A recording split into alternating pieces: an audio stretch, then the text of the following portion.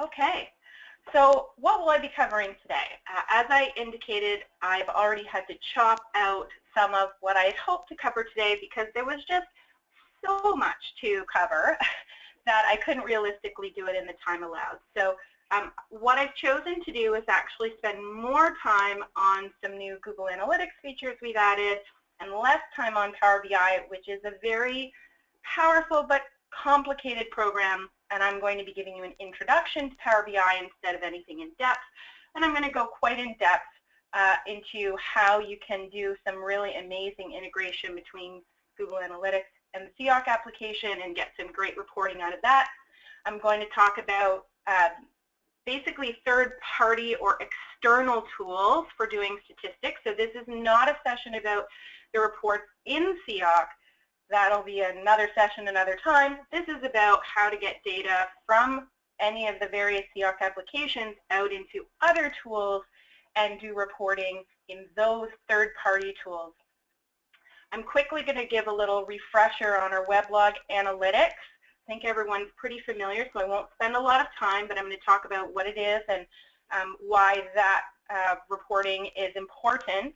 And then I'm going to get into the meat of Google Analytics and how to use it and all of the very cool new setup things that we've added for Google Analytics, how to get that working and start reporting on it for your data. And then at the very end, I'll spend as much time as I can on an introduction to Power BI. I have 2 sample reports that I'm going to walk you through so that you can get a sense of how Power BI works and how you get data out of your CIOC application or anything else really and into Power BI to make reports. And then if there's time, or those who want to stay at the very end of the session, I would really like to have an opportunity to discuss with you what you would like to get out of reporting, because there's lots of things we could be doing and advances we could be making in how we integrate with these third-party tools, but I need direction from you about what it is you'd like to see. Any questions so far?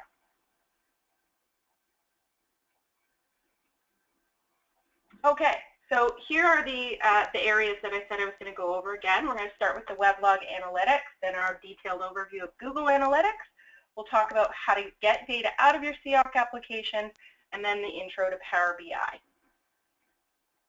So first, weblog analytics. What are they? So whenever there is a request to your CIOC site, it gets recorded by the server in something called a weblog. And we have a tool that we have installed called AWStats on the CIOC servers, which takes those weblogs and splits up all the data in them and does some basic reporting to allow you to understand the comprehensive way that your information is being used. This is very different from the record view statistics that are in your CIOC application itself. The weblogs represent all the data of every kind, every download, every file, every image, every style sheet, absolutely every kind of traffic that comes to your site gets recorded in weblog analytics. And no matter what else you do, having weblog analytics, the ability to get a view of all of the data comprehensively, is still an important tool. So although I'm going to show you flashier stuff today than this, this is still the only way to get a comprehensive picture of everything that's happening in your site. So anything else I show you that looks more awesome, it still doesn't discount the need to actually look at this data for an overall picture of everything that's going on. Let's have a quick look at what that looks like. Here.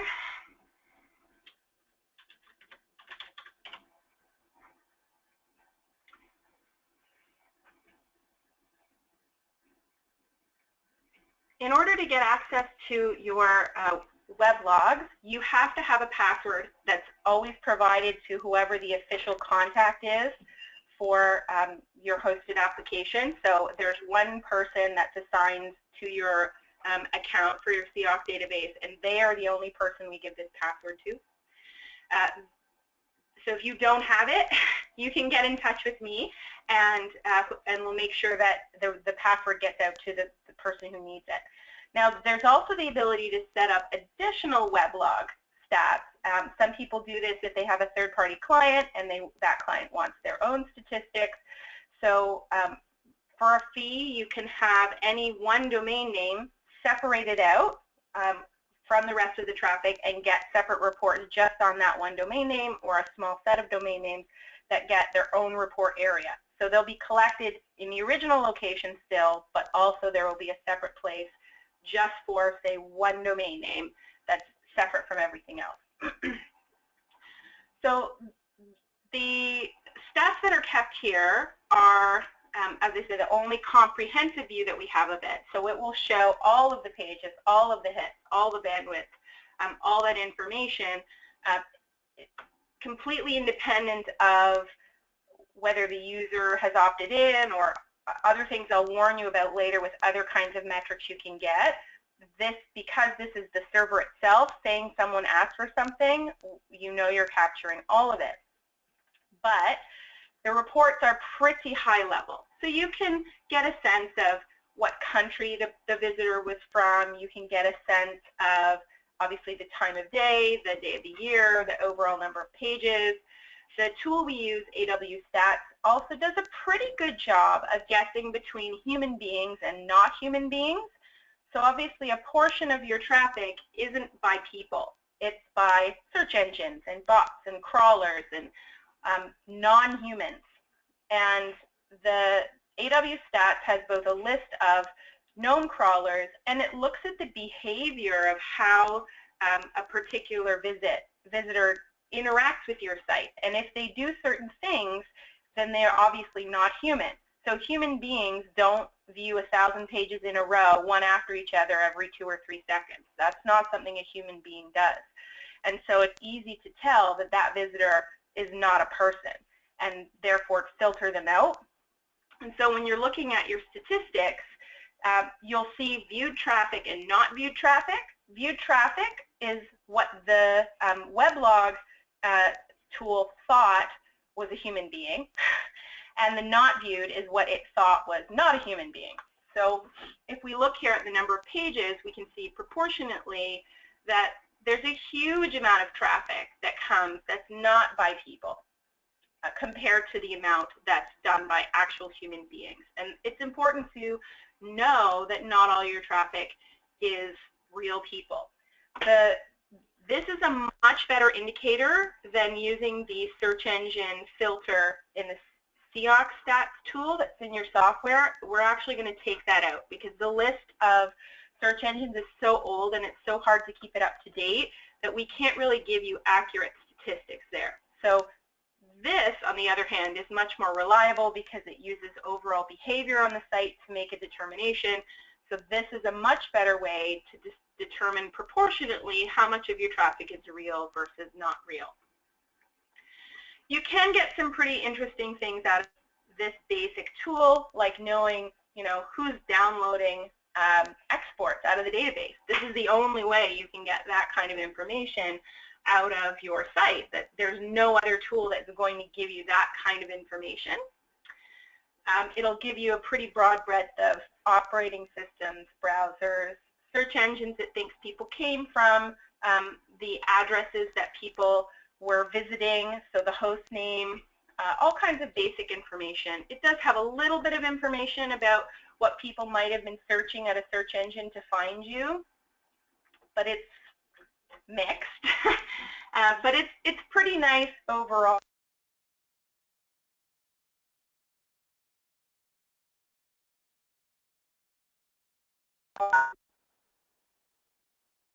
Sorry, can everyone hear me? Because the audio just went crazy on my end.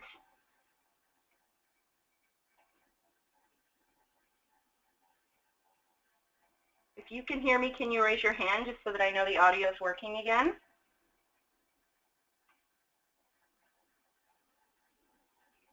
Great, thank you. Okay. All right. So I don't want to get into too much detail. If you want more information about how this works, come to a monthly Q&A, and I'm glad to walk you through your stats. And again, once you have a login, it's pretty self-explanatory to scroll through and view the information that's available in this tool. It's all one page, absolutely simple. The only filtering you can do is by month and year. It's really hard to do a year report if you've got a huge amount of data. Just to warn you, it takes a really long time. Monthly reports are pretty fast, though.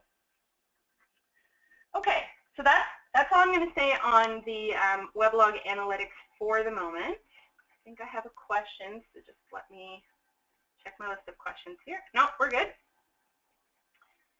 Okay. So now I'm going to get into the flashier stuff, which is the Google Analytics. Oh, now I do have a question. One moment. Can we narrow down where a visitor is located more than country of origin? So yes. So in this tool, it's country, but where I'm about to show you is much deeper than this. So this is only going to give you, so you can't actually get city because I've done it. Let me find it on here.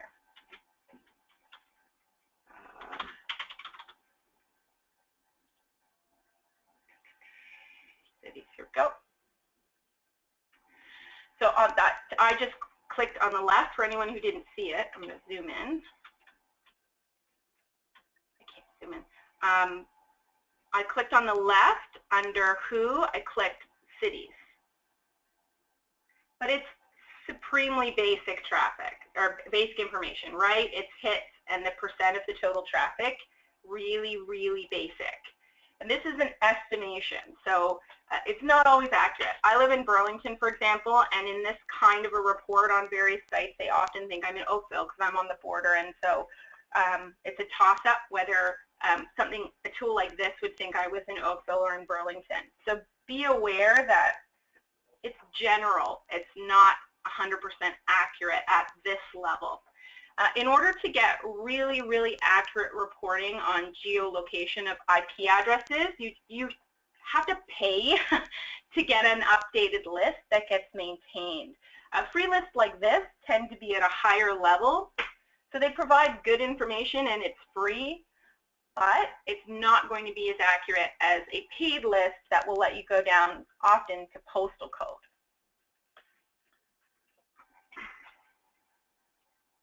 Okay, let's have a little peek at Google Analytics.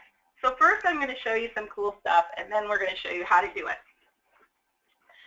So the most interesting thing that I have to show you today is that we just, as in yesterday, added some brand new features for integrating Google Analytics with CIOC. And that includes the ability to track whether users are public or staff, what agency they're from, what module of the software they're using, how many search results were returned.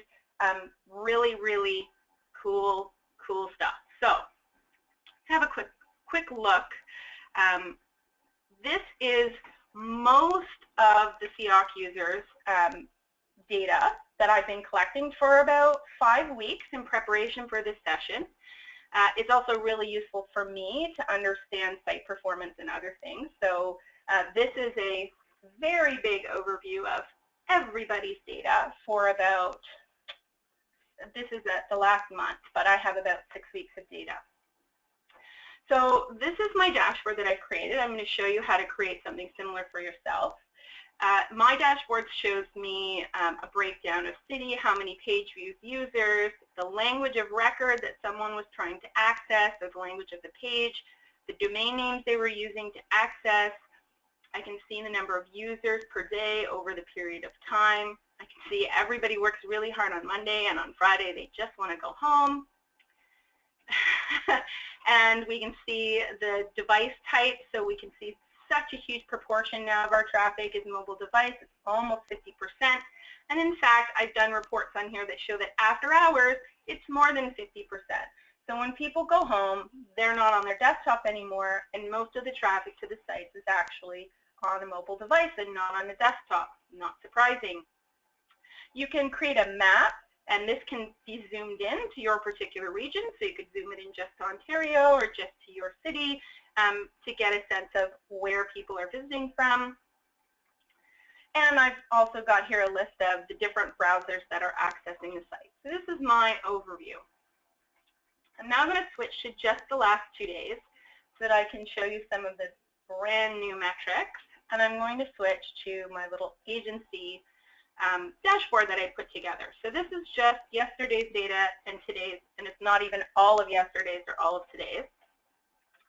But we can see now I'm using some of the new values that I've put into the software where I can see the agency code of the person who accessed, and I can also see public for users from the public. I have this column is all of public accesses. This column is all staff. So looking here, I see that the breakdown of devices by public is significantly different than the breakdown by staff, who almost always are using a desktop. I can see the difference in breakdown of access by public and staff in terms of where they're located. I can see which agencies are most using the database. And I also have the browsers based on whether it's public or staff. I also have a site performance dashboard that I put together for myself, which allows me to see how quickly people are able to access the content on the site. So I can see the average page load time, how it varies based on where people are located, how it varies based on desktop versus mobile. Often mobile page load times are slower because the devices are potentially old or they're accessing it over cell networks and it's much slower. So we expect to see significantly higher page load times on mobile versus desktop, but since we know that almost half of our traffic is mobile, we don't want it to be unreasonable, so it's something to keep an eye on.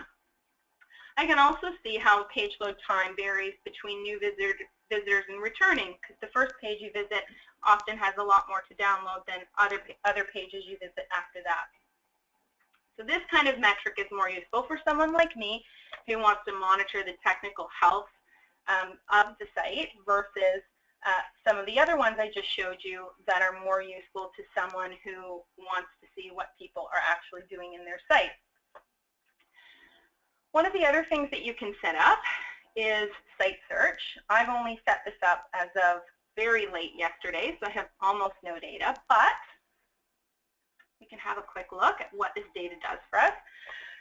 When you set up search terms in Google Analytics, which I'll be showing you how to do, you can pick out particular kinds of searches that people are performing. And we'll actually be able to do things like add a dimension. Let's quickly show you here just so you can get a sense. Let me do it for today.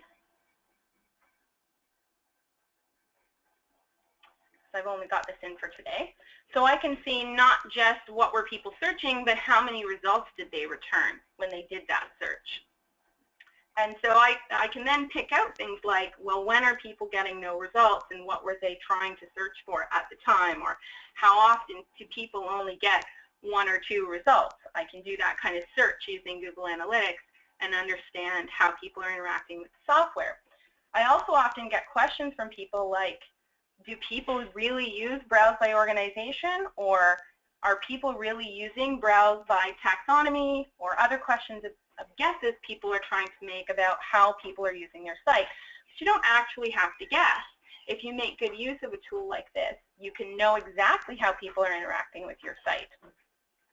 So for example, we see a lot of taxonomy searches coming up, and part of the reason is not that they're using the taxonomy searches on the front page at all. What's happening is they're visiting a record that they found through Google, and in that record are a list of linked taxonomy searches, and they see a topic that's relevant to them, and they click on it and bring up a list of similar records that share that topic. And we actually see that for the public as one of the most significant ways that the public is interacting with your site. And many of you probably didn't really think about that as a key way that your visitors are interacting with your information. But if you use a tool like this, you can understand how important having linked information right in the record is to getting people to the results that they need. Okay, that's my basic overview, and I would like to now go into a bit about how we actually set Google Analytics up. So the things I'm going to be covering today are how to set up Google Analytics property and view. This is assuming that you have already got an account with Google Analytics. If you don't, just go to the Google Analytics site and sign up for a free account. Then I'm going to show you how to set up CIOC to work with your Google Analytics property and view that you've configured. I'll show you how to customize reports and dashboards. I'm going to talk about something called segments, which does some really, it gives you new ways to look at all of your reports based on the population that you're interested in. And I'm going to give you some warnings about some of the things that can go very wrong with Google Analytics, especially if you don't understand how it's working. Okay, so Google Analytics accounts have one or more properties associated with them. A property is basically a site, but as you saw in what I just showed you, it could cover many sites. It could cover just a portion of a site. So it's not a one-to-one property site, but in most cases, it is going to be one property is one site. In a case like mine, I have one property that I'm linking to all of your sites and doing reporting across all of them, which gives me sort of the big picture, but I could also set up individual properties for each of the sites to get reporting just on them one at a time. Even for the same site, it can cover multiple domain names, so you don't normally set up, if you have 5 or 6 domain names for your site, unless you want to have them distinct, there's no need to set up different analytics codes for each of those domain names. So let's have a little walkthrough of how we set up a property. So we go to the admin area, and I'm going to go and start a brand new property. Is there anyone who has never set up Google Analytics in their site that we could set up a tracking code on now and wander through? Okay, I have a hand raised. Let's see. All right. I think I'll tackle Durham.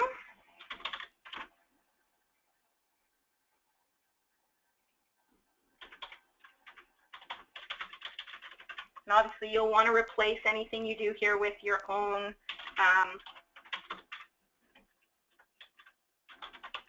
code when I'm done.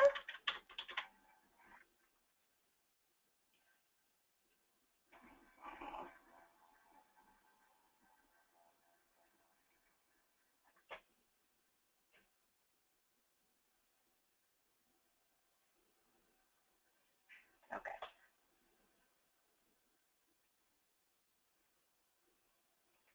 All right, so here's my new property. I'm going to call this Durham CIOC site. I'm going to put the default address. It doesn't matter if you have multiple. You just have to pick one of them to be the default. Whatever. And then we're going to pick Canada. And our time zone is Toronto. I'm going to get my ID. Okay. So I've done the most important first step here, which is getting my tracking ID right here, tracking ID. This is the most important thing I'm going to get out of what I'm doing. So rather than show you all the setup here and then all the setup in CIOC, I'm going to go back and forth between the two. So we'll start with our tracking ID. I'm going to go into database setup to the Google Analytics page. And I'm going to pick, I'll start with just one of the domain names. You have to set it up for all of them though. You can have up to 2 codes per domain name. So if you have a different organization doing volunteer and community information in the same database, decide between the 2 of you which one gets the 1s and which one gets the 2s, and be consistent so that you can divvy up the ability to assign analytics codes. If you're just one organization, don't put the same code in both, just put it in one. So the second one is really intended if You have totally different organizations that need their own reporting, and they both need to put a code in. There's a maximum of 2. So it's not infinite. It's 2 is it per domain name. You can have, obviously, these could all have different analytics codes, so although don't do that, but they could theoretically. So if you have partners that have their own site and they want their own analytics code, they can do so, but then their stats won't go in with you unless you also have a code on that same domain name. So here we go. I'm going to do my Google Analytics code in number 1 on durham.cioc.ca. Submit it. I'm going to check that it's there. Yes, it is. Now I'm going to go to reporting and see if we've got any real-time visitors, see if this is working. Am I in the right site? Yes, I am.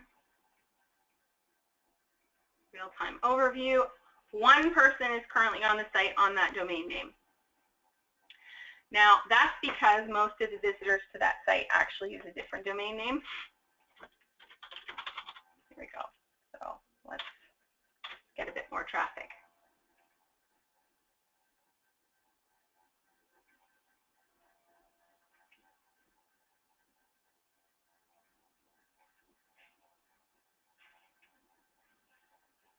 There's probably more than that. There we go.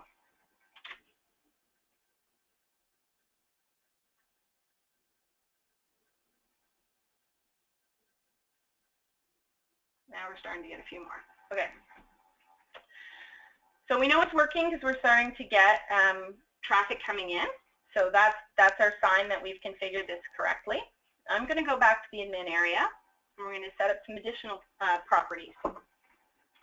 Within our property, we're going to go down to custom definition, custom dimensions.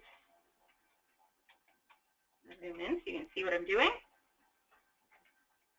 There are 4 custom dimensions right now in the CIOC software that you're going to want to create in your Google Analytics.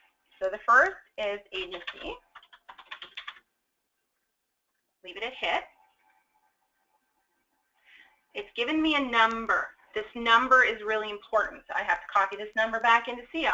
So it's given me the number 1. I can see 1, 1, 1. So I'm going to flip back over to CIOC. And every agency dimensions right here, everywhere that I see that, I'm going to do a 1, 1, 1. That's going to allow me to start tracking those agency codes that I saw in those reports earlier. Finish that off. Now I'm going to create another one. This one is going to be page language. Is it an English or French record that I'm looking at, or an English or French search? It's going to give me another number, this time 2, 2, 2, 2, I can see.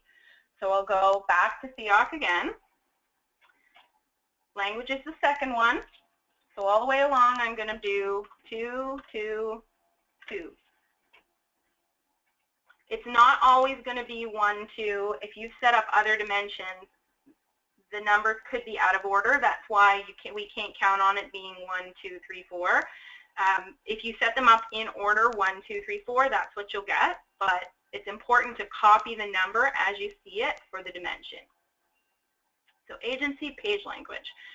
Next, we're going to do domain and view. Domain means, is it the administrative area of the software, community information module, or the volunteer opportunities module? So domain and view. Great. Now we have 3. That's the third dimension. Okay, it's called the view dimension. So I'm going to enter 3, 3, 3.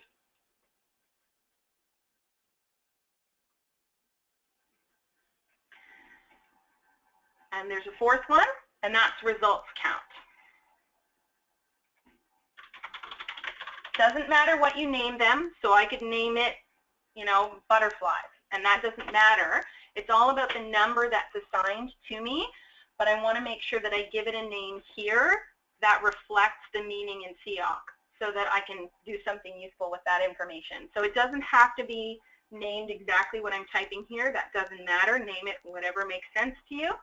But it's the number that ties the two together. So as I add this, it's going to give me number 4.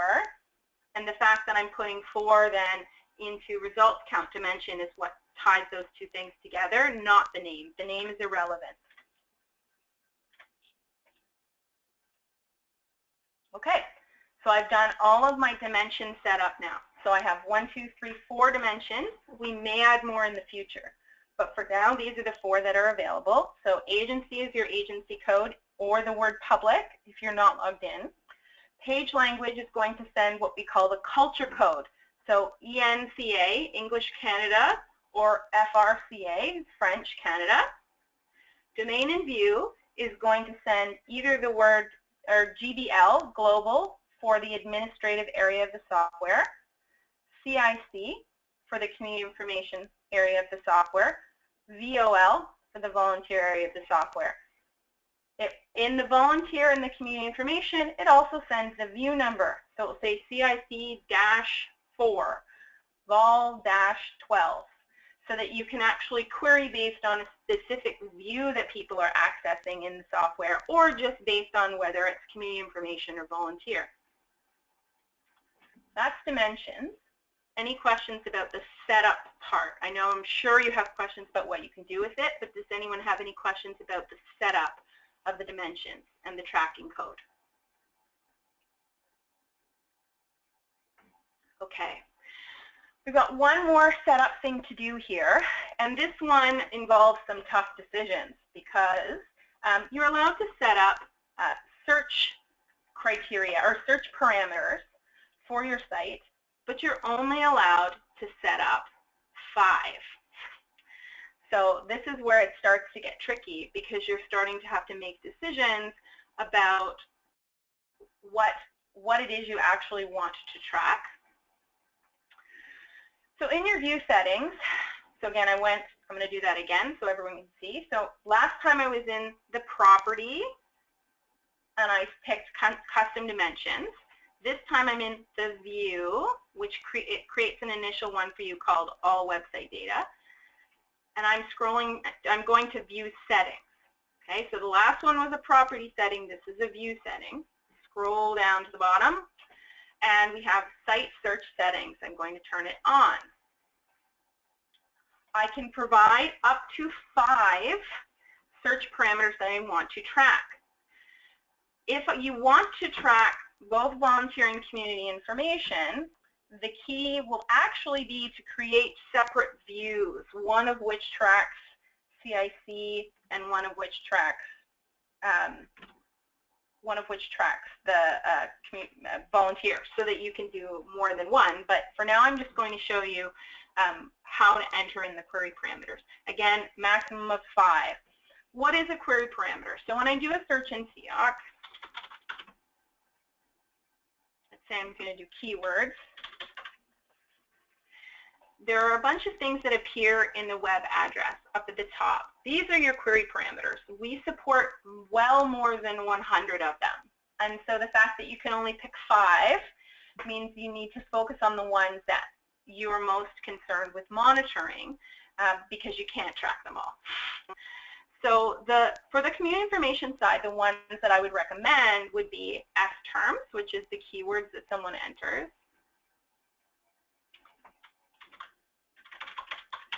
There are 2 parameters for doing the taxonomy, because one is sort of a simple search and one is more complicated. One is TC and the other is TMC. So if you want to track how people are doing taxonomy searches, those 2 are the ones you want to enter. If you have a quick list and you want to know how people are using either your general heading or publication, you can do any of those. So that would be PBID or GHID. I put up a list of some of the search parameters on the desk.com, the support desk site. So if you go onto the support desk site and just search Google Analytics, you'll see a list of some of the search parameters you might want to use. On the volunteer side, F-terms also works for keyword search, but you might want to track NUM, which is going to be the organization that that the person is doing. That will actually have other effects on the community information side, but there you go. Or you can do the area of interest, which would be AIID. Again, go to the support desk site for a reference, so you don't have to remember what I'm saying here today. The point, though, overall is just get some values in there, up to 5 of them, and then you'll be able to start doing reporting on how people are doing searches. Okay, so I saved those.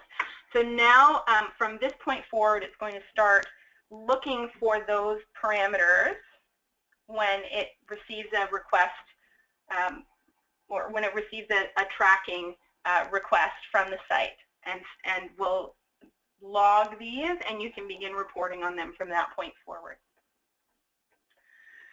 That's it for setup. So we've done all the CIOC setup, we've done all the basic Google Analytics setup, and from here it's all about getting reports out. So there's nothing else required in order to actually do anything.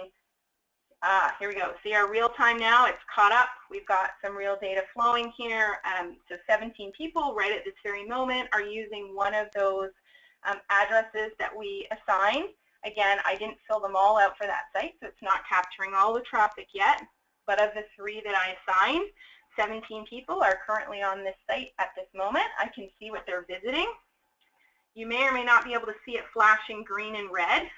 When it flashes green, that someone has arrived, and when it flashes red, someone has left. So it can be really interesting to monitor things like this, especially if you know something's going on that people might be responding to. You can go in and see what they're doing at that time according to what's going on. If you just sent out an email asking people to do something and you want to see if it causes a difference in how people visit your site, this is how you can do it. Okay, so leaving this one aside for the moment, I'm going to go back to my other sites that I've got set up here so we can start looking at dashboards and how dashboard data works and so on.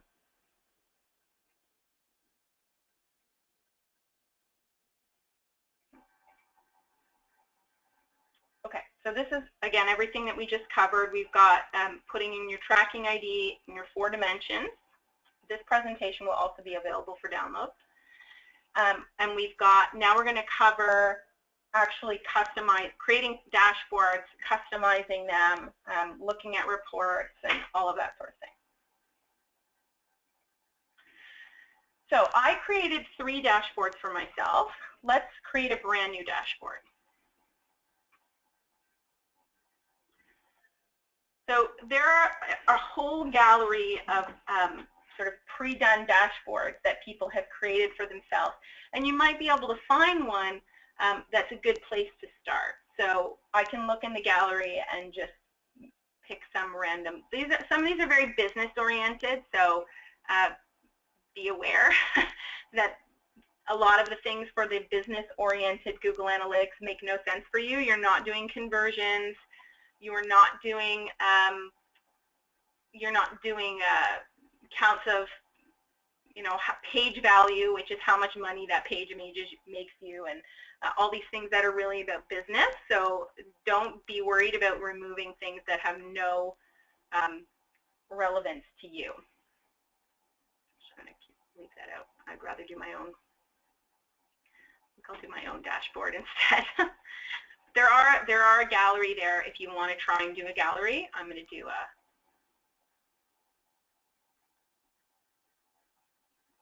Okay, so this is the starter dashboard. So this is a good one to begin with, and we can start looking at what to do with it. Let's look at our map here, for example. I'll do the same one with Durham. Where are you, Durham?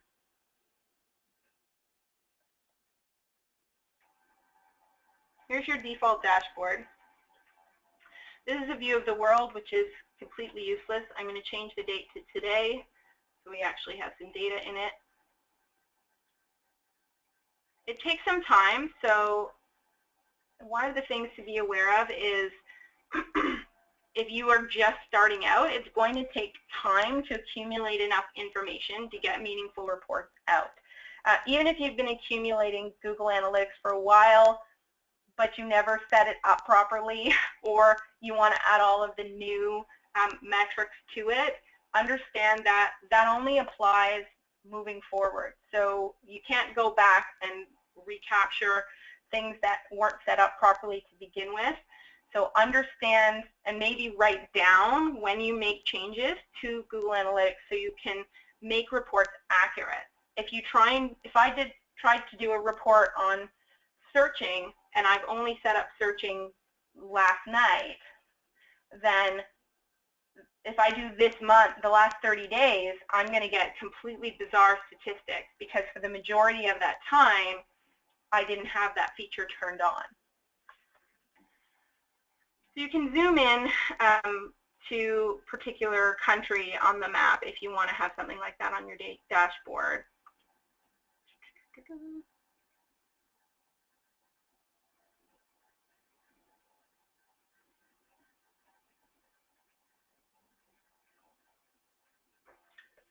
Well, I'm going to go back to, not accumulating enough for my taste. I'm going to go back to one that has data.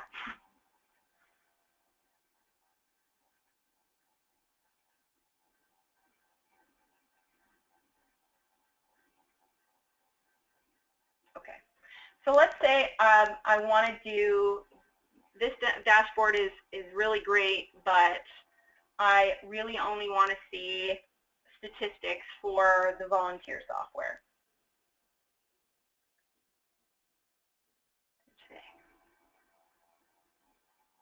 So there's two ways to do it. One is segments, which I'm going to show you later, but another is to, we'll edit this and we'll do a limitation, a filter. So I'm going to add a filter. I'm going to add, remember it was called domain and view. That's what I named it. And I'm going to say it has to begin with vol. Okay, so only show domain and view begins with vol is only going to show me the traffic that's from the volunteer side of the software, not the administrative area, not the community information, only the volunteer. So you can see it already did a drastic change of the map when I did that. Again, this is only going to report on from the time I set up that dimension on, which for me was last night. And so I only have less than a day's worth of traffic here to measure that. So keep that in mind, especially if you have existing old data already in your Google Analytics. And I can do the same thing with any of them here. I could decide that I only want to show, on this one, let's say I only want to show staff CIC. So I'm going to add a filter, and I want to show only staff. So I'm going to look at agency.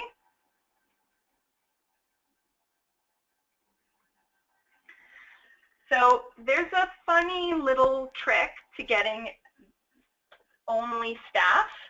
There are actually two ways to do it.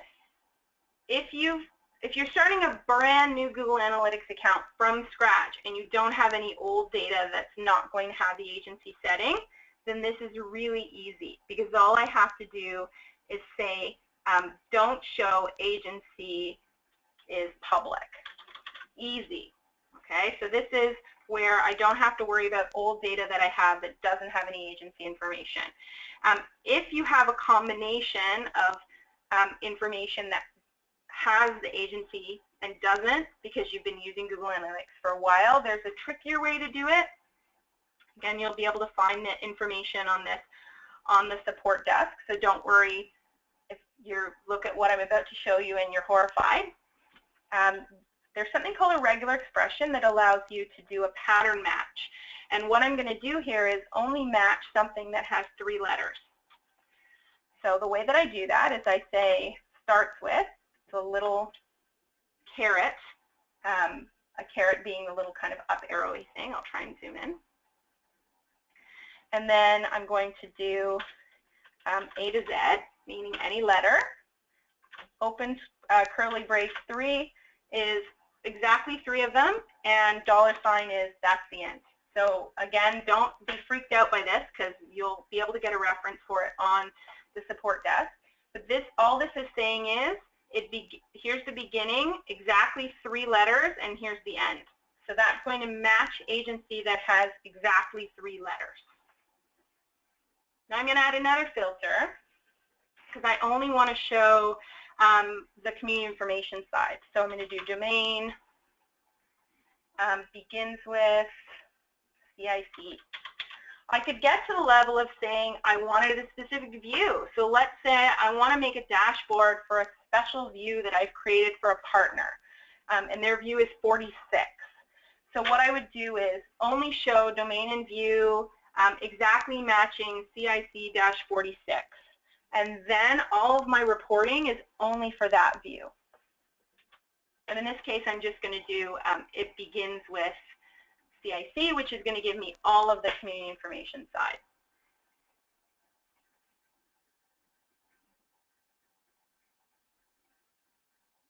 Oh, and I've apparently completely locked myself out of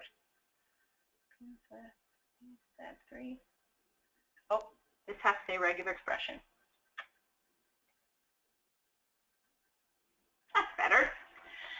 So this is a meaningless statistic to know the browsers, but it does tell me that if I'm looking only at staff and only staff interacting with the community information side and only on March 4th, today, I know that today all of the staff using CIOC on the community information side use these browsers. That's the level of detail that you're capable of getting if you've set everything up correctly. I can know down to really minute details. So I don't want to get into the setup of each one, but I'll quickly go through some examples so that you have an idea of what's possible. So I'll get back to my example dashboards that I set up. Hostname, if you have a number of them and you want to know which ones are being used, setting up a new widget, again, just add widget.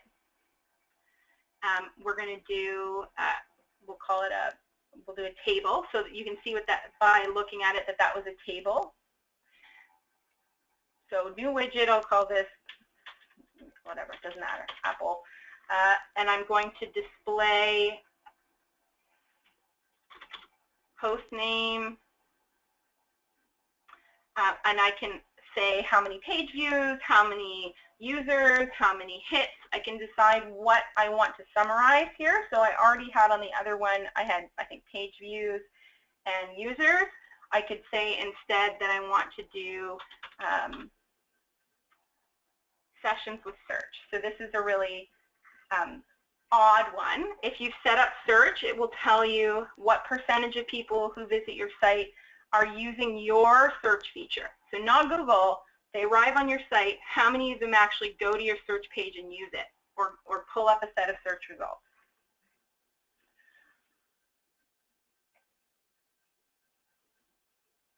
Okay, so I can tell here, here's one site, 100% of the people who visited used the search. 100% of the people who visited this site used the search. This is my local site. Whereas I can get down into some of them, like Southwest Ontario, only 15%. So why is it so low? Because everybody's searching with Google, finding the record they want, and then leaving. So you can see that there's a big difference of what can happen there and how people are actually interacting with your site based on metrics like that.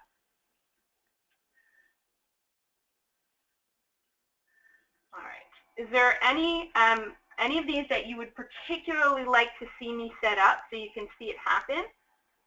Do you want to see something like how we set up language, or if you let me know what you'd like to see, then I can try and give a demo of how to set a specific widget up. I've got more reports to show you as well, but for dashboard, is there anything? Okay, there's Sarah. I can unmute you if you like. You're unmuted. Hi, Kate. Sorry, you might have already went over this, but can I set up a widget to see stats specific to volunteer views as well? Yes, absolutely. So let's say, again, I don't have very many stats on this because I just set this up last night, but we'll do on our little untitled dashboard here. We'll add a new one. So let's create a new widget. I need a view number. Can you give me a view number? Yeah, our new one. Let me just find the view number. That'd be great. Now, this is across all the databases, so the chances are this is going to pick up somebody other than you. There's going to be another database that has the same view number, but you'll get the idea anyway. Yeah, okay, so in the volunteer side it is 52. Okay, volunteer view 52. And let's do a table, and we're going to see, what would you like to know? I'm not really sure at the top of my head. I know I want to know more about how it's used. Let's try agency, which is going to say staff versus public. Sure. And we're going to add users and page views.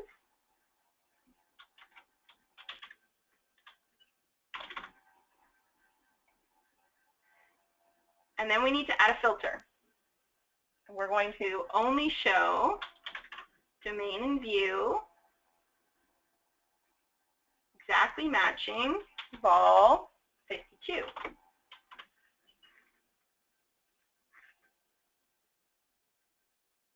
Okay, so again, this is almost no data, so don't freak out too much. But we can see 3 public, 1 staff in that view this morning.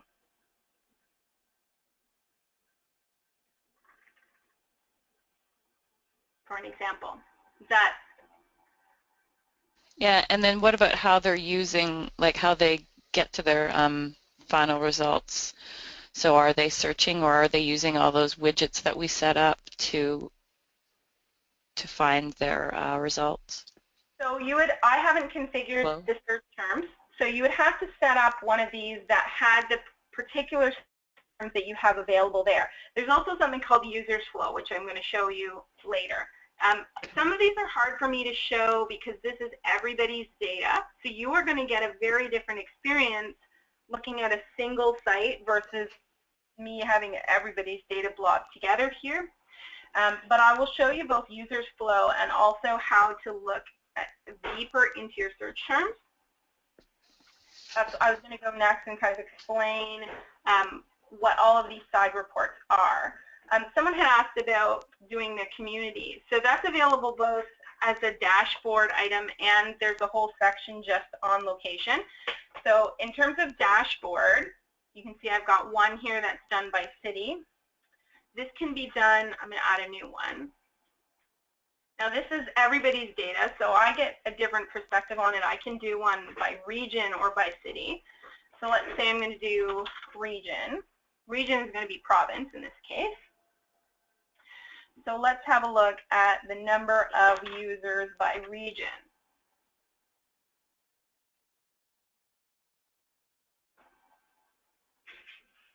Okay, so here it's going to be province, and apparently a few people in Florida and New York.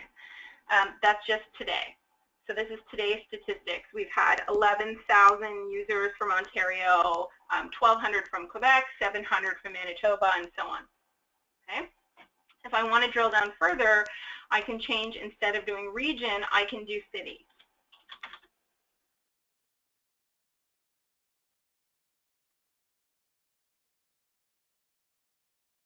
And now I can see Toronto's our top, then Ottawa, Winnipeg, and so on. Montreal. So this comes up really high in our statistics. And the reason is there's nowhere else for them to look other than the Quebec database. So you get hundreds of people from Montreal in your database all the time, almost as many as you get from your actual service area, because they honestly have nowhere else to go. So they end up doing searches and finding the resources in the Quebec City region because there's nothing for them to find, I guess, from Montreal. So we get a huge amount of traffic from Montreal at the moment.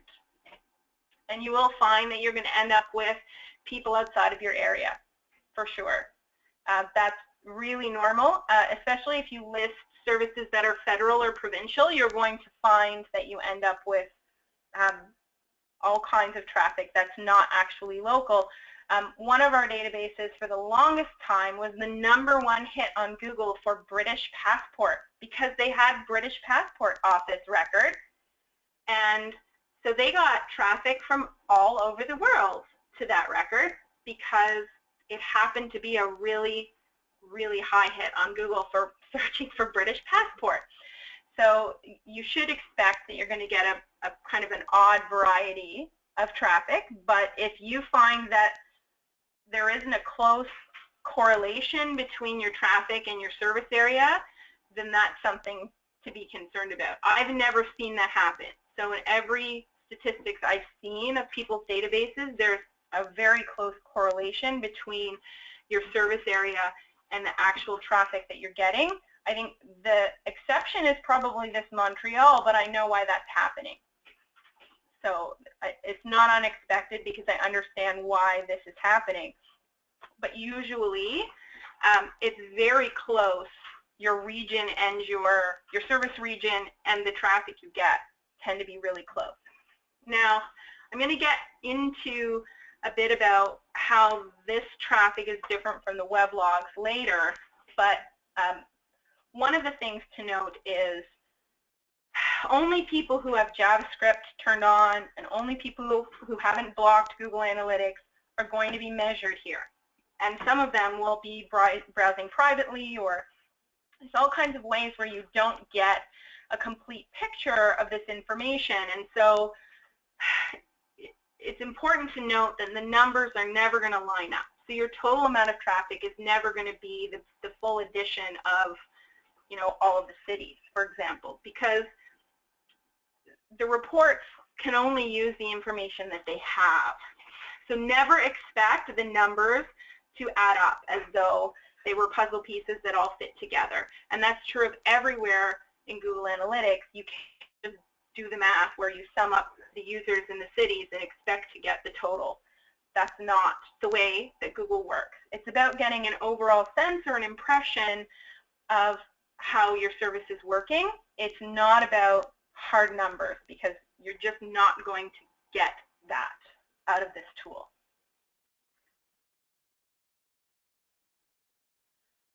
There's a question about record sharing and how it affects this. So in both the page views that get recorded in CIOC Stats and this tool, it's about where they're viewed.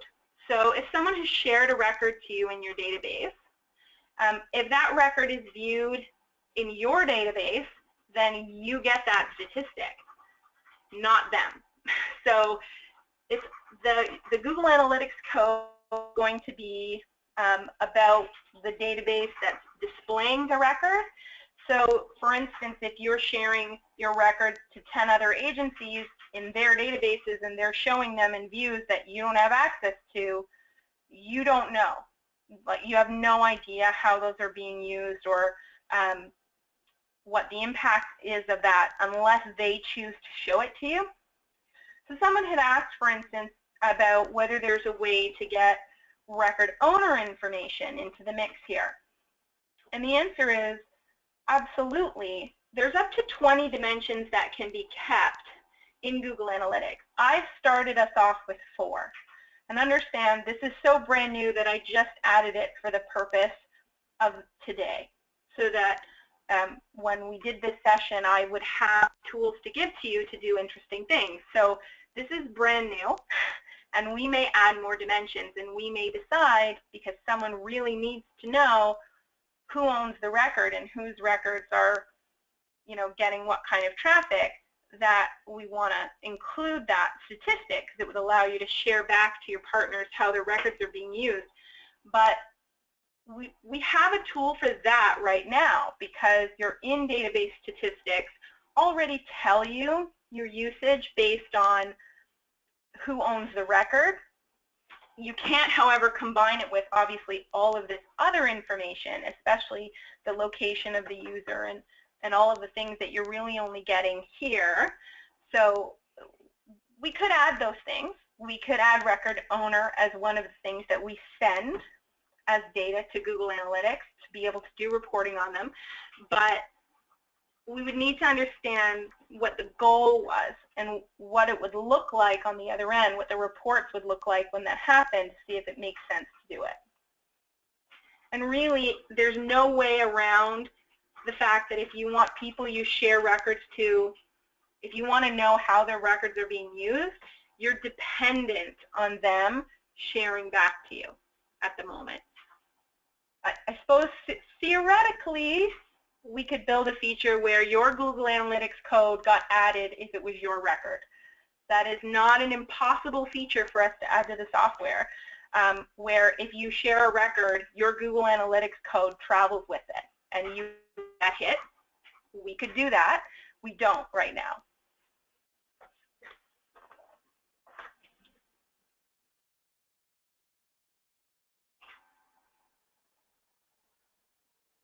Okay, any other questions so far before I go through the reports on the side?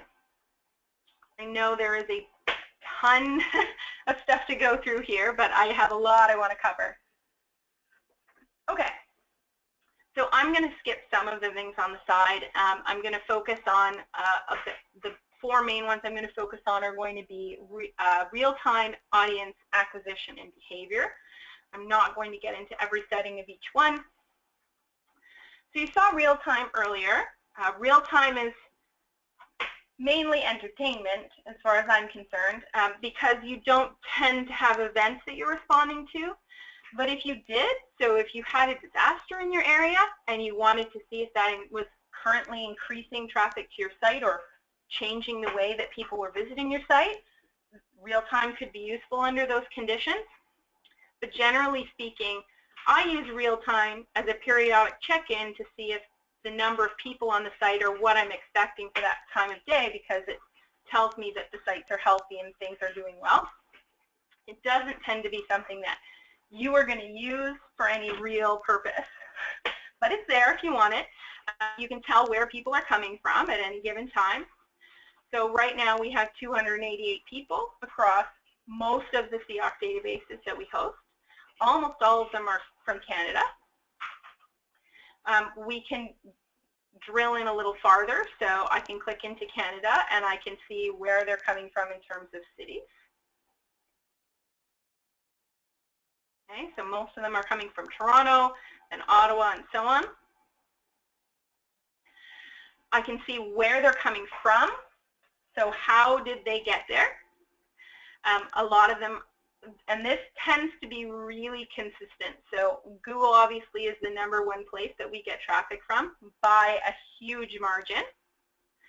And then the other two search engines, Bing and Yahoo, we still get traffic from Yahoo. And then actually the 211 Quebec regions, this is one of the top refers that I always see in the list. Most of your websites often come up in the list as well. But we see things like Facebook, Reddit, all kinds of other sites that might come up to see where people are coming from. And I can also see in real time what people are viewing at that moment. So at the moment, I've got 10 people are on the front page of various sites. I've got 3 people looking at probably driver's license. Yep, Ministry of Transportation driver licensing. That's a popular one. And so on. So I can see what people are doing at that moment. Conversions and things, as they say. That's not relevant to the work that you do. We'll flip down to audience.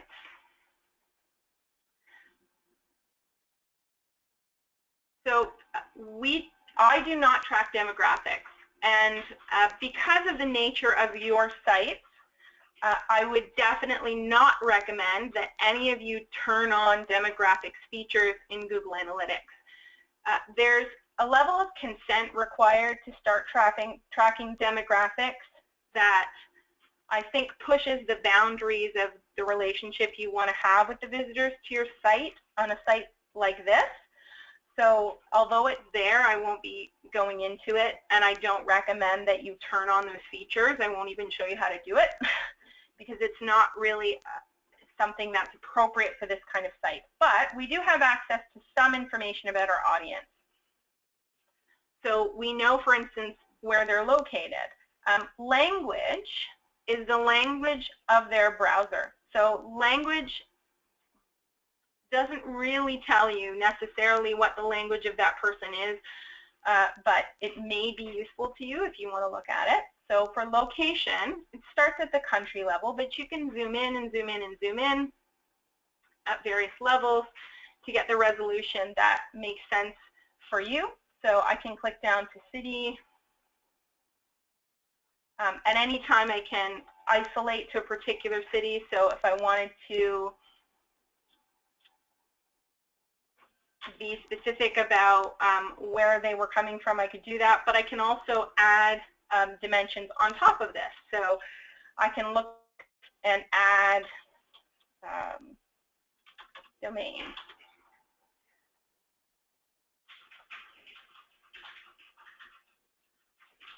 So I can actually take my report that I was just looking at and see what domain and view people are doing. So I've broken it down and added another column to this report, which says not just where are they coming from, but what view are they accessing.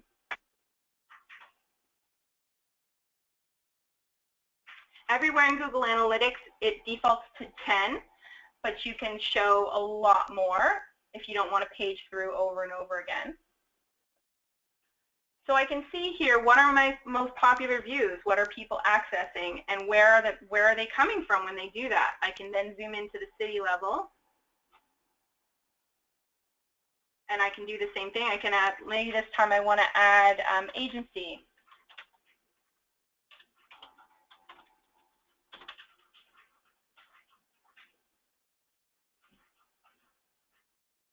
So obviously public's going to come up first because public traffic dwarfs staff traffic. Staff traffic is a teeny tiny drop in the bucket of the visits that we get. So public will all come up first. But I can see where people are coming from. If I decided, oh, I want to see agency, but I don't want it to be public, I only want to see staff, I'm going to quickly introduce to you segments, which I'll show you how to set up later.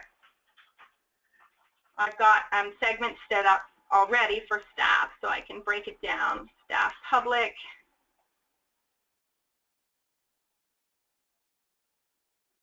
I'm going to get the same report, but this time it's broken it up into pieces.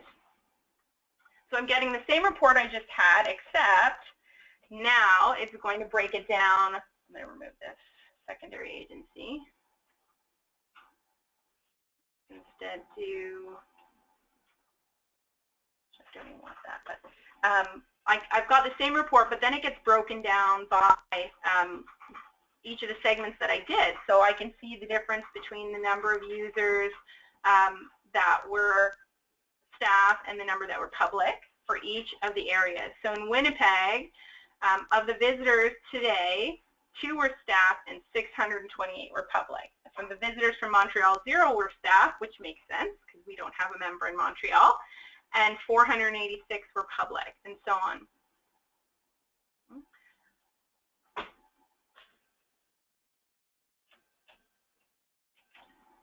Now I've even got 3 maps. Language. Again, this is the language of the browser. So it's remembered my segments. Until I remove them, it's going to keep them there. I can see then this is the language of the browser, so people pick sometimes odd things for their browser, like English Great Britain, English Canadian. It has nothing to do with where they are. This does not mean that this person is in the US. Just means their browser is set to English US, and this means their browser is set to English Canadian, and so on. We can see that we actually have some visits where it's Chinese or this is Denmark, and so we get other things other than English and French. If you want to do a report of language that people are looking at in your records, we have a much better way to do that. So I'm going to take out these segments.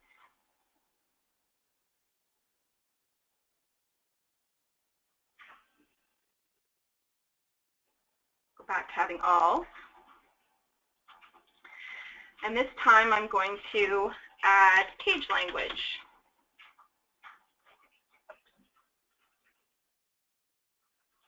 So I can see, and I'll go into city.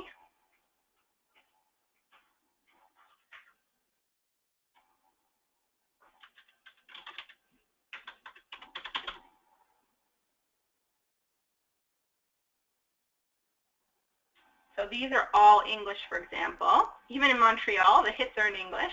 Interesting.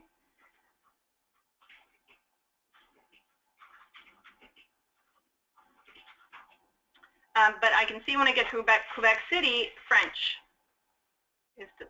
People are searching in French. And down here I have Montreal again, searching in French. If I wanted to see only the people searching in French, I would do that with a filter. So I'd come over here, and I would say I want to search page language containing French. And then I can see where people are when they're searching in French. And a lot of these obviously are in Quebec, but not all of them. So I can see Ottawa there and a number of others.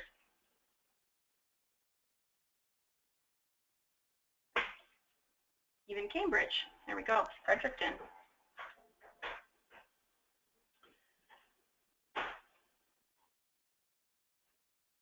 So that's a bit of an overview of adding a dimension. So adding a dimension from here adds it to as a column in your report. Adding a filter is a way of deciding what you want to see in your report. So a secondary dimension becomes part of your report, but shows all values. And a filter shows you only the values that pass the filter. And I can apply both of those things, a secondary dimension and a filter, on any of these reports. I can look at things like what browser people are using if I want to see who's using mobile devices, and I can apply any of those things on top of it. What page language are they in? What view are they visiting? What agency are they from? Any of those special dimensions we set up can all be applied on top of any of these reports. Even how big is their screen or anything like that. So I'm going to show you something to do with network later, but I'm not going to, actually, there is one thing I want to show you on network. I'm going to change the range the last 30 days. So most of us are on a common network provider like Simpatico, Bell, Cogeco, TELUS, and so on. You can see those here.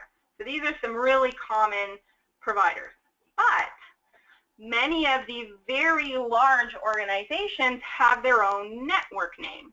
For example, there is a network, and the eHealth network in Ontario is all of the physicians have access to that network.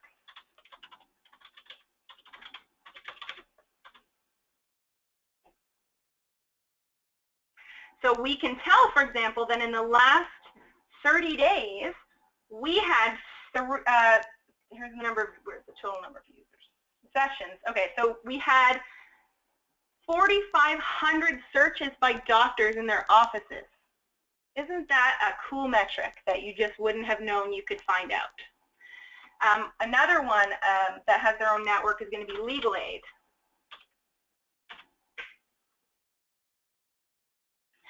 So Legal Aid Ontario, we had 530 search or record views from people on the Legal Aid network to those databases for Legal Aid Ontario.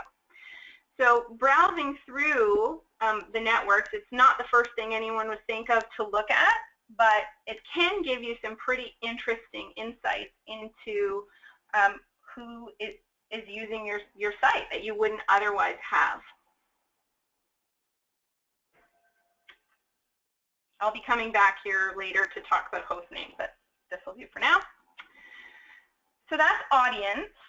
A lot of these things you see here, you will not get access to because they do require demographics, which is something you shouldn't turn on.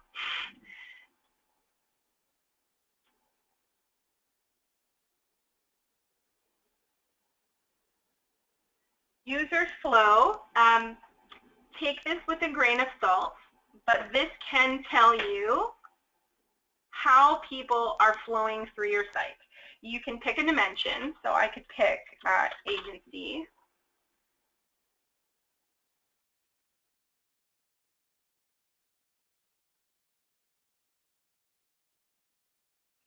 And it will give you a sense of how different agencies are tending to go through your site. So they're tending to start on a specific page and then go to another page after that, for example.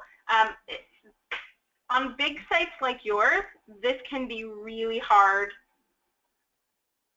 to make good use of, I'll be honest, but it might give you some insights, especially if you lower down the number of things you're looking at to a specific view or something very small, then you can potentially get something useful out of it. And here we get to have our first warning. I have a whole sheet of warnings about Google Analytics for this session. Our first warning is right here. This is, if you have a lot of data, which you all do, you are going to find that some reports do not use all of that data in order to give you a result. There's just too much. So they do something called sampling. They take a cross-section of your data and make estimates based on a sample of your information. You will see this warning. The report is based on, 12% of sessions. That's a very small amount. The smaller your time window and the more refined your data, the more likely it is to use more real data. So if you find the number percent is really low, that is not a valuable report, and you need to scale it down to get something that's more accurate. 12% is not going to give you anything like an accurate assessment. So be warned and be on the lookout for things like this. You can use filters to look at smaller amounts of information, a smaller time window, less records at a time, and get more useful information out. You can also, if I have time, hopefully, you can use the Google Analytics API to pull this data out into something like Power BI, at which point you're not at the mercy of Google's decision-making about when it wants to do sampling instead of giving you real data. So that's another option for you if you want to go to that next level of reporting, is to use something like Power BI and the Google Analytics API to get your data into a different reporting system where you're not at the mercy of Google's decision about how it wants to sample your data. Acquisition is about how people get to you. I really only ever visit the overview. It is useful for a general sense of, what are people searching for when they find your site, or what other sites are linking to you? Are people posting about you on Facebook? That's what these categories are going to tell you. Direct doesn't necessarily mean direct. Direct implies that, oh, they just typed your address in and there they were. But if Google can't figure it out for whatever reason, maybe that browser doesn't supply that information, a lot of people will have that kind of tracking turned off, then they're just going to land in the direct column, even though that's not really how they got there. If you click into search, it's going to start to give you keywords that people use to find you. And most of them are going to say not provided. So, it's somewhat useful, but not necessarily. If you look at refers, you can get a sense of who else is linking to you, whether people are visiting your website first, which is always really useful information. Most often we see the volunteer sites. Our people visit the volunteer site first and then go from the volunteer site to the CIOC site. That's great information to have because you want to know the path that people are taking to get your information. And if you know they're visiting your website first, then that's a really good chance for you to decide how to present information because you know the first shot you have at them may be your website. Whereas if you know on the community information side, usually people come to the database first and then might go to the website later. So you know that your first shot at them is your database, and you need to make sure that whatever links or presentation or other information you want to have the first time you meet a user, it has to be on your database because that's where they're going first.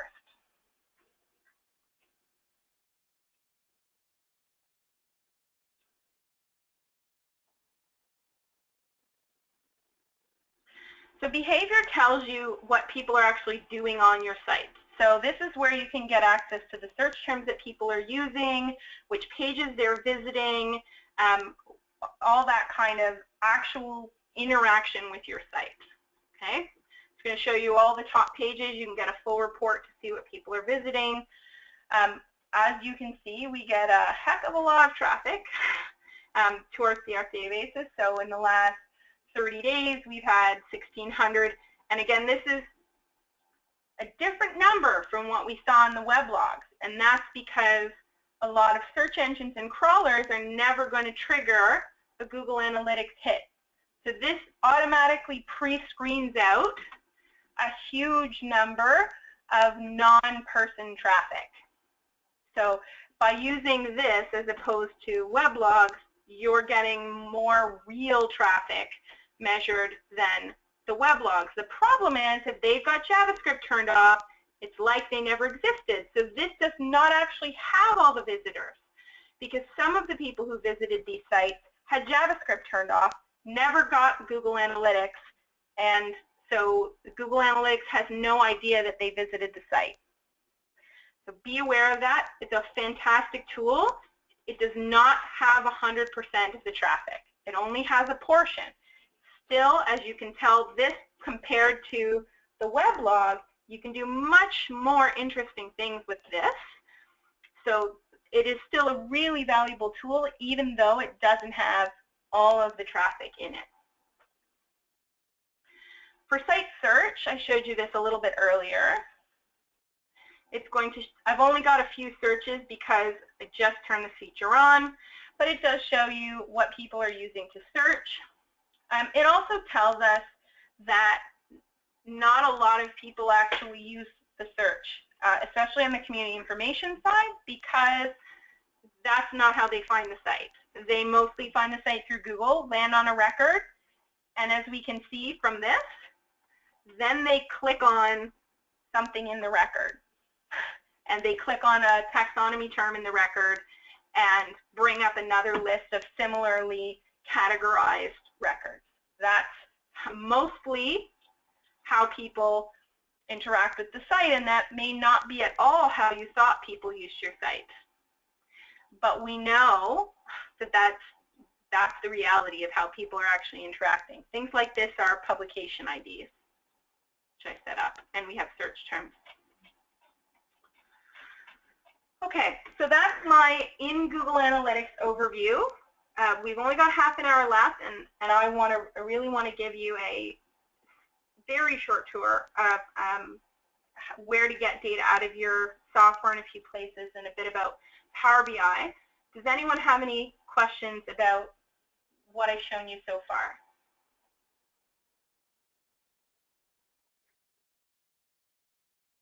If you do, come to a Q&A. We don't have one in March, but any other month, the third Friday of the month, there's the Q&A. And if you want some help with setting something up or how to do a query to get the data out of Google Analytics, anything like that, that's what the Q&A time is for. So pop in and we'll get you sorted.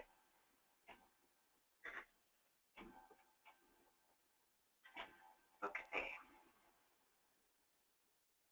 So I covered the four main report types there, the real-time audience acquisition behavior. I showed you how to add a filter to your report. I put a couple of example filters that are more complicated onto the desk.com site, including, for instance, how to only show search terms that are publication IDs or only show search terms that are taxonomy for example, so that you can divvy them out into different categories.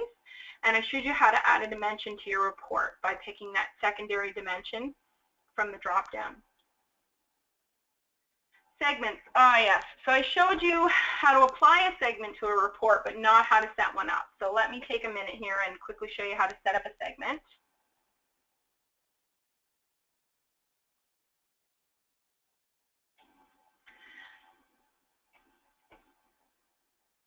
Okay.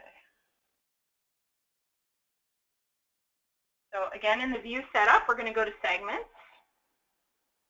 These are the ones that I have set up for myself. So there are a number of predefined segments that are available for you to use, and then you can set up your own segments based on your specific needs or the particular categories that we have that only apply to CIOC and therefore are not going to be one of the suggested segments. So I set up these 5 that are CIOC specific. And they're just like adding a filter. So in this case, I've given it a name, volunteer pages. I've set a condition. And the condition is that domain and view starts with vol. So that's going to give me all the volunteer. I could set up a segment that was a particular volunteer view. And then anytime I wanted to look at a report, but only for that view, I would just pick that segment. And it would show me only the ones for that particular view.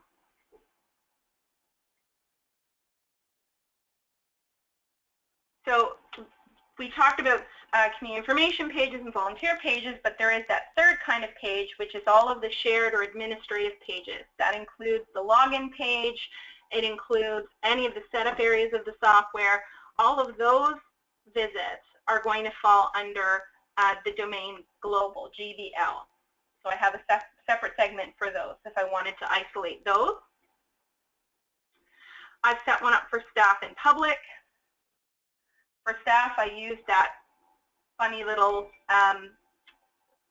it's called a regular expression to isolate just the 3 letters for the agency. But if you're brand new starting out, you've got it easy. You can actually just say agency does not contain public, and it will do the same thing.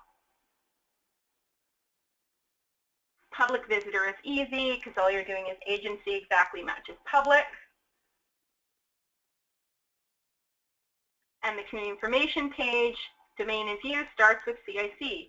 That easy. You can set up as many of these as you want, and you can have more than one criteria. So if I want to see all of the visits to a particular volunteer view in French, I can make a segment for that. I would add domain and view starts with CIC and the view number. I would add an additional filter, and I would say that the page language exactly matches French or English. And then I can see, well, is there a point to me having this view available in French? Is anyone actually using it, or am I putting all this effort in for no reason? You can figure that out. So you set up whatever segments are appropriate for your needs, and the advantage of a segment is that it's easy to apply to any of those reports at any time.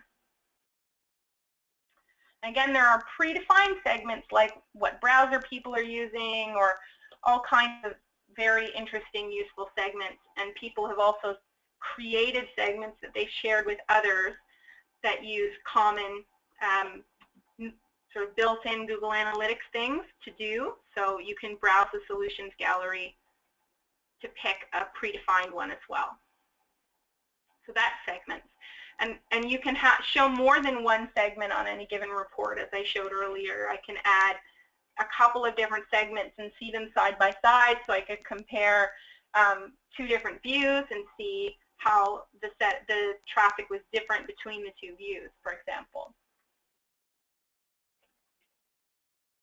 Okay.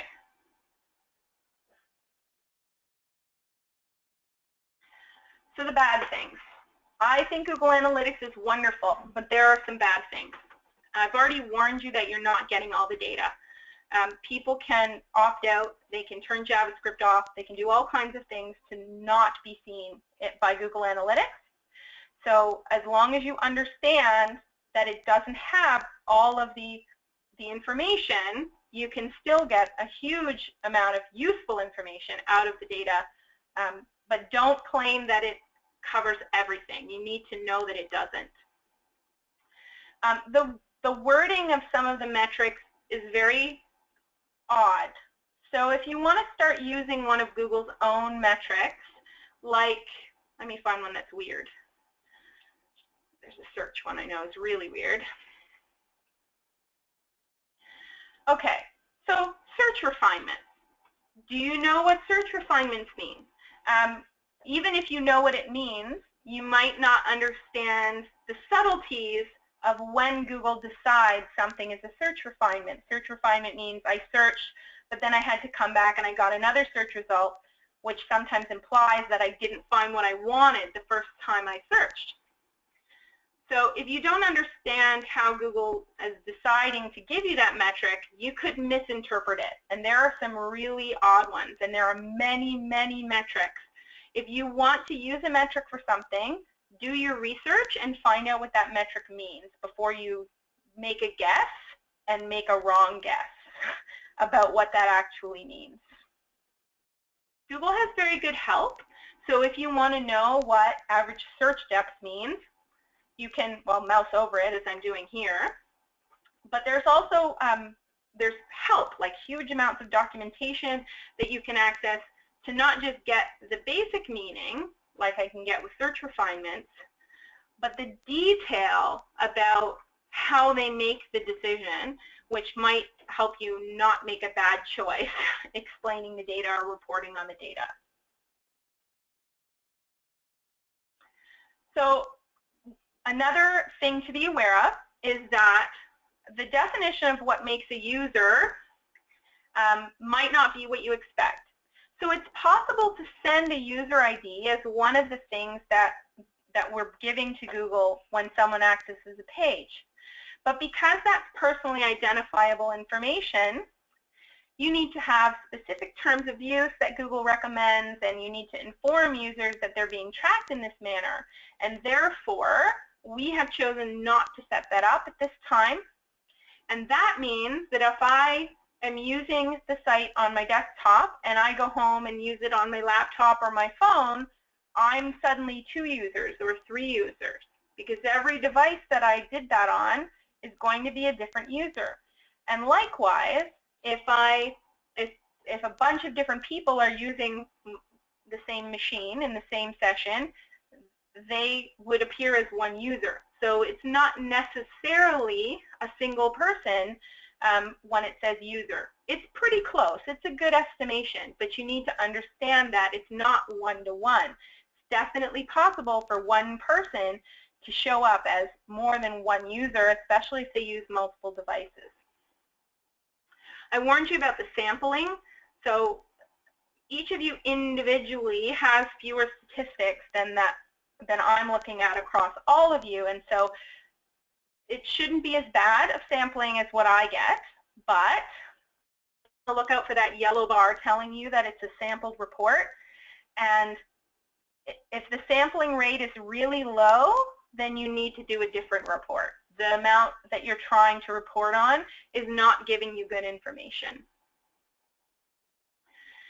If you add all of these new features, and as we add new features, you add more and more metrics into Google Analytics, it can't go back in time and put those in past hits. And so you have to take note of the days that you add new metrics or make changes to your setup so that when you go to do reporting, you're reporting in a window where the information is available.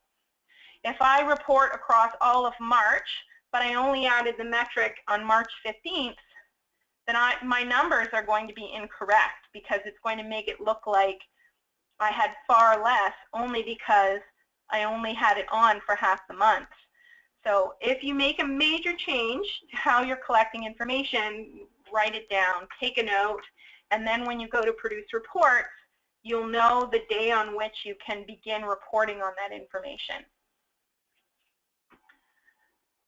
I did some warning about demographics and user ID tracking, so I don't recommend that you turn that on, but it's your choice. Considering the sensitive nature of what kind of services people are looking for, it's probably not appropriate to turn on that level of tracking of your users. And finally, analytics spam is a problem. So when you set up your site, you can either list all your domain names and say only include my domain names, or you can keep a watch out for something called analytics spam and filter out that bad traffic once you see it. But if you don't catch it, it's going to screw up your statistics. So the way that you catch it is by going to network, this is under audience, network hostname, and it's going to list what addresses people are typing in order to bring up a page with your analytics code. And unfortunately, what spammers do is they start using your analytics code themselves from a site that is not your site. And then they start showing up in your analytics. And you see them and you click on them and it takes you to their search engine optimization site, or they flood your site with unreal traffic. You can prevent that from ever happening by putting a filter on right from the beginning that only lists the domain names that you use. But unless you're 100% sure of every variation of the domain names that you use, you may need to not put a filter in right away and monitor the host name once a month or every couple of weeks to see if any spam shows up and to get a list of all the domain names people are using to access your site. If you see a domain name in the list that's not yours, then you can choose to block that one. So within the setup of your view, you can add a filter and block that out so that it never shows up in your statistics. But there are some that I want you to know might show up that are fine. So Google Web Lite is one. This is, and translate, various translation servers. This happens when your site is run through a mobile optimization site or a translating site before it's given to the user. So someone on a phone can use one of these services that strips out everything except the most important content so that they have less traffic to their phone and can more efficiently display information on their phone. It's a good service. You still want to track that use of your site.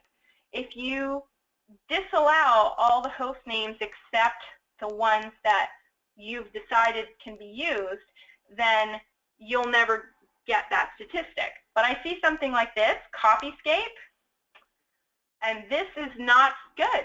So I would want to take this, go into my admin, go into the view filters. I'm going to add a filter. I'm going to exclude traffic to the host name, Copyscape. Oh.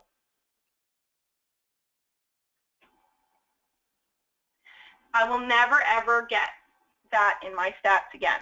So if another hit comes that says it's from Copyscape, it will just ignore it and it will not go into my stats at all.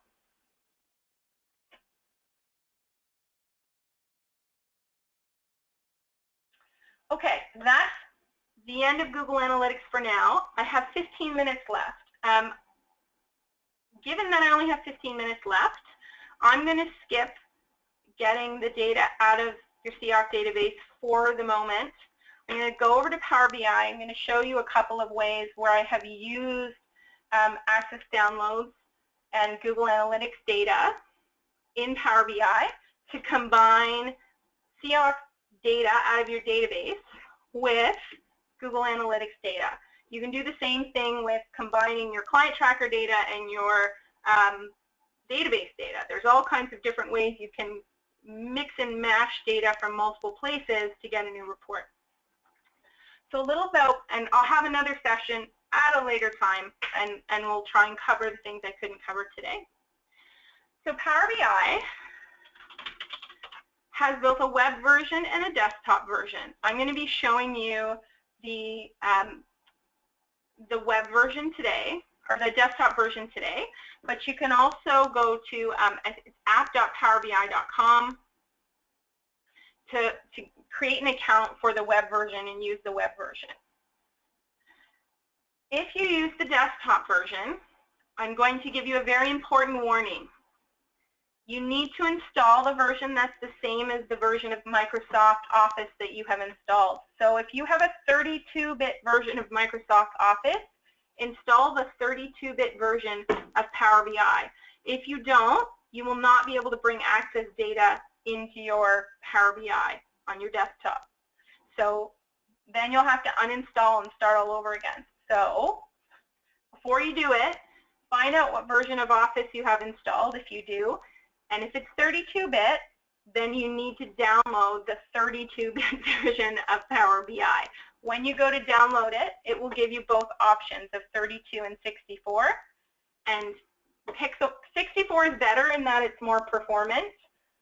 But if it doesn't match your Office version, you'll never be able to get Access data in. So it's more important to match your Office version.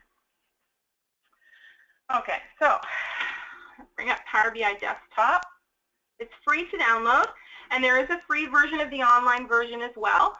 If you have a lot of data or you want to access some advanced features, then you can get the paid version of Power BI Online, which is $10 a month.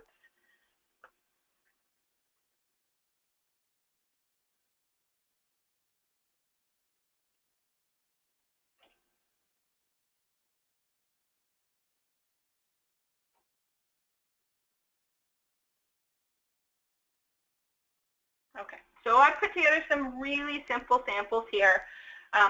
The first one I'll show you, I've actually integrated Google Analytics data with data out of the database using the Microsoft Access download that you can get right from your software. So when you, if you want to get data, it's as simple as if I want Google Analytics data, let's say I scroll down and I find Google Analytics, click it, click Connect.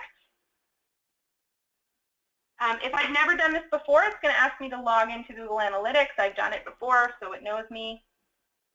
It's going to show me all my Google Analytics properties. So here's that Durham one I just set up. I can get access to all of that data that we saw earlier, and I can pick the things that I want to report on. So if I want to report on users, I can click all the data that I want to keep, or I want to have available to me for reporting. I just click the things I want. It's going to bring those tables in. It will actually update them from the source over time. I already have that data in. So I've brought in a table from my Google Analytics across all of the databases. I brought in page views, pages, and search terms. Have a look at what that data looks like. So this is data I brought in from Google Analytics. I just picked what I wanted and then picked the columns I wanted. So I can see all the different search terms. We saw this earlier in Google Analytics. But now I've got it tied with the actual page someone visited and the number of times that was visited. Okay. I also brought in the taxonomy data direct from my Access download. So I brought in some tables out of the Access download, tax term description, and I created some extra copies of that table that just have, this is just level 1, and this is just level 2. It's actually level 1 and 2 together, but in order for me to do some additional reporting using those levels. So then I created a report where I added in, let me open up. I added in I'm doing a level 2 report, so that level 2 table I created, and I tied it to page views on the search term. So remember that the search term has the taxonomy code for a lot of the cases. So all the cases where the search term is the taxonomy code is joining up with that taxonomy table I brought in from CIOC. And now I can get the number of page views based on the taxonomy code that they were searching on. So this is a really simple report, but just to give you an idea of how you can tie Google Analytics data together with your CIOC data and make a more comprehensive report. So here's another one where I just wanted to see one branch of it. So I did a similar thing. I just created a new page. I did the same table, but this time I'm doing it, I'm not summarizing it at level 2. I'm doing the actual terms people searched. So I picked all of I put a filter on for all of the pH level of the taxonomy, and I can see how people were using it. If I added, for example, the date fields into this from what I got from Google Analytics, I could see how people were searching it over time. So I could see, are people searching food banks more in April than in May? I can do that kind of statistical analysis by combining this data together. A similar one I did for the volunteer side. This is a really simple one again. So this one again from the Access download, I got the referral table. So this is applications to a volunteer opportunity. I also brought in the basic table for a volunteer opportunity, the interests associated with the opportunity, that's what Vol-Op AI is, and the actual interest code, which is this here. So combining all that data together, I produced a really simple report of which categories of record are people most applying to. So I can see that people are most interested in community, arts and crafts, and nobody cares about registration or painting. No one's applying for those positions. I could go further and actually bring in, well, how many records do I actually have in those categories? I could bring up, create another report over here and compare whether these two graphs look the same. For instance, do I have mostly applications to community because that's what people have posted in terms of opportunities, or do I have mostly that because that's just what people really care about?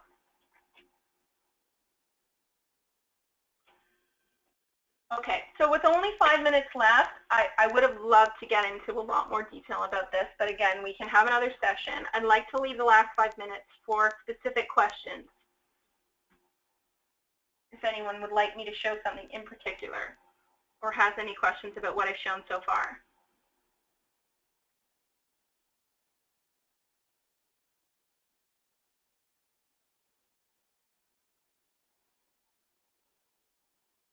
No? Okay. So in terms of what you can use in an application like Power BI, any of your downloads, any of the Excel exports you can get out of the software, you can actually do any of your search results or any report that's in a table out of the software. So you can actually import a web page from Power BI even. So that if you have a web page where it shows a table of information, you can bring that in. From within the client tracker, there are multiple different exports available that you can bring in and tie together. Obviously, it's a sophisticated tool, and it takes a while to learn how to do the report.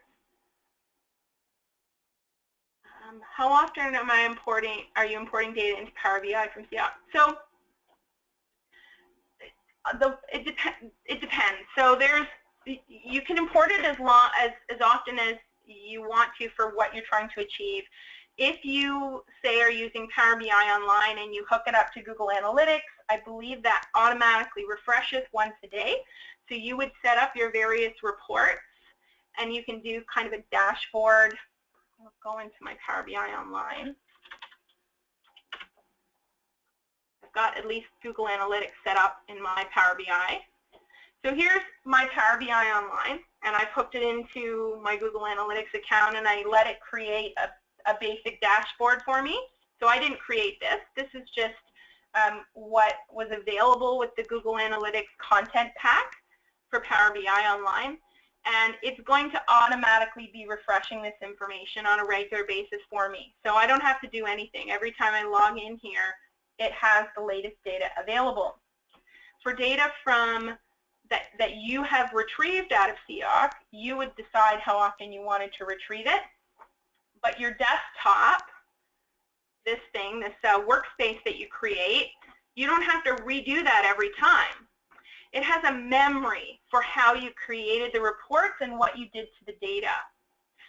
So if I go in here, for example, this is where my data lives, and it has a list of everything that I did to that data right from the moment of importing it.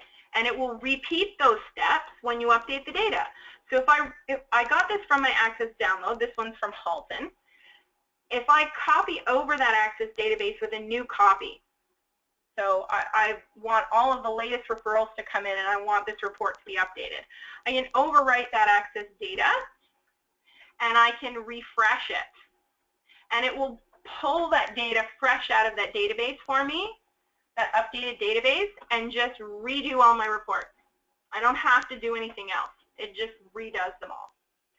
And what you can do is with your reports,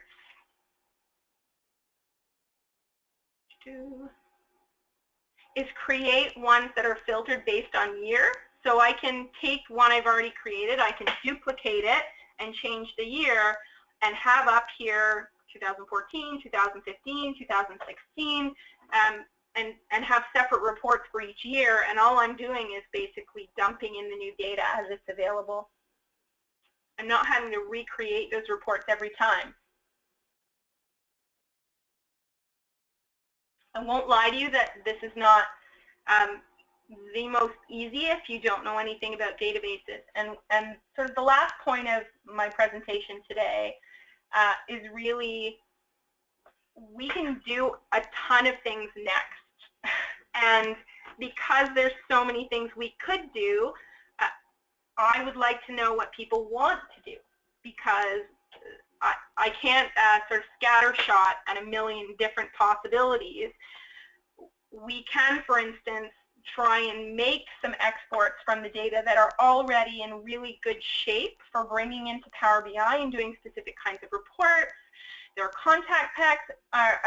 content packs and things that you can design for Power BI that come pre-configured with a whole bunch of reports for people to download so that they don't have to figure out how to do certain kinds of reports, like an instant dashboard. But all of that takes a lot of time to do, and we don't want to do it unless we understand what people's needs are.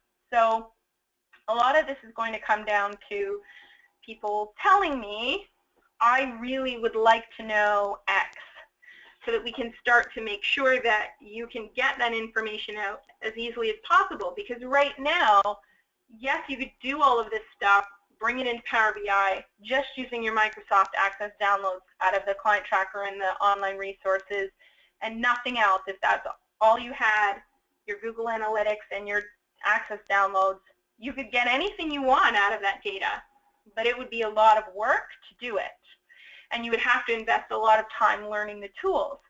So to make it easier, we need to have a sense of what would you like to try and get out of your data, so that we can either make exports that are almost ready to go, or other tools, or use the APIs to interact directly with these tools to make it easier for you to get the information you want out.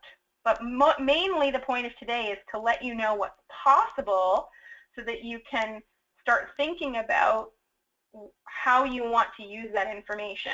Because we can do amazing things. If you want to know if people are applying to opportunities that match the profiles that they've set up in your database. So they say they're interested in animals, but none of their applications are to animal opportunities. If you want to know that kind of thing, the data's there to know it. So it's a matter of designing reports to get that information out.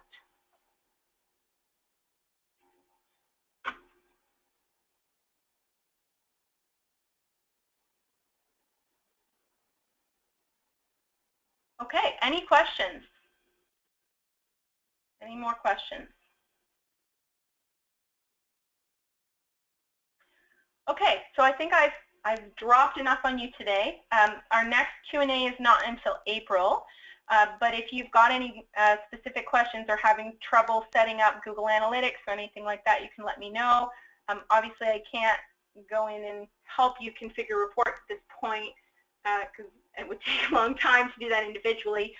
If there's desire, if you let me know that you want me to go from here and continue on to another session where we learn more, I'm happy to schedule that into the training schedule at some time as soon as I can, but I need to know that there's a desire to go deeper, or whether you think I've already loaded you up with enough for now and you want to wait, that's fine too. So let me know. And if there's things you want to add in terms of dimensions or metrics for Google Analytics, propose it to me. I'm definitely willing to think about it. Okay, we've got a question. Oh, just a statement that, yes, they'd love to go further. So the possibilities are really, I think, amazing about what you can do with data and mining and reporting on your data. So I certainly hope that everyone wants to make the most out of this kind of information. All right, thanks very much. Everyone have a wonderful weekend. And hopefully I'll see you at the next training session.